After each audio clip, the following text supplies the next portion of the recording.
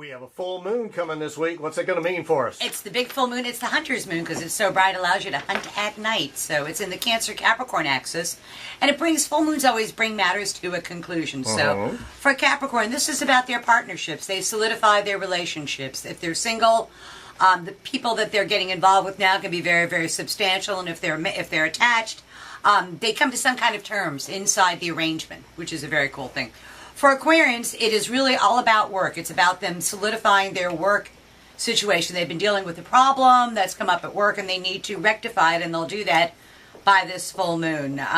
For Pisces, it's in their 5th house of love affairs, amusements, pleasures, sports, and just indicates a really good time for Pisces all the way across the board. For Aries, it's in their 4th house of home. And ordinarily, I'm a big fan of saying work, takes precedence over home, but this time for Aries, they really need to deal with the home matter rather than letting work get in the way of that. For Tauruses, the pace of their day-to-day living picks up. Just when they thought they had a break and they could not kind of chill out and from working really hard, the pace of their living picks up to warp speed with new things starting for them that's going to require their undivided attention and may even require them to go to a distance to get the job done, which is kind of interesting. For Geminis, this energy is all about making more money. It's about securing their financial future. It's about them making sure that they have enough resources to do what they say what they want to do.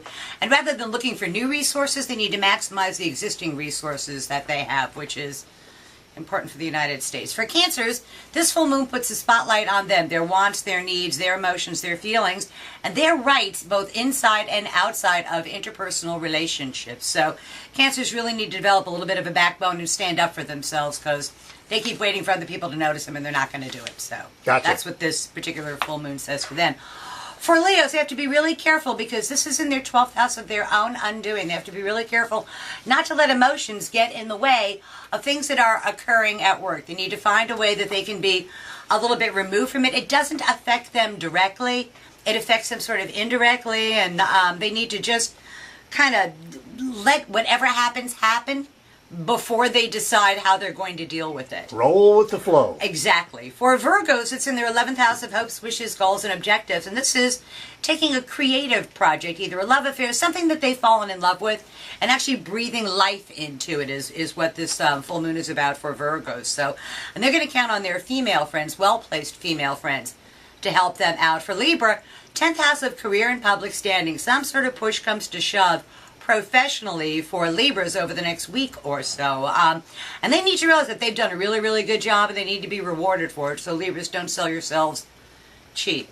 For Scorpios, the 9th house of the law, legal, educational matters, important matters at a distance. And they need to know that if they can ask for help, they do their very best work in person. And there's nothing wrong with going directly to somebody and saying, I need your help. And it doesn't make you vulnerable. It usually makes you much more successful.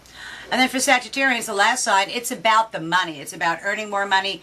It's about making their existing money work for them. It's about maximizing their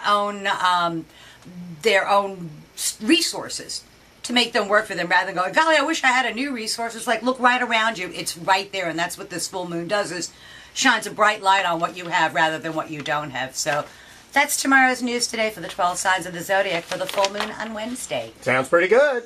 See you next time. You got it. Always a pleasure.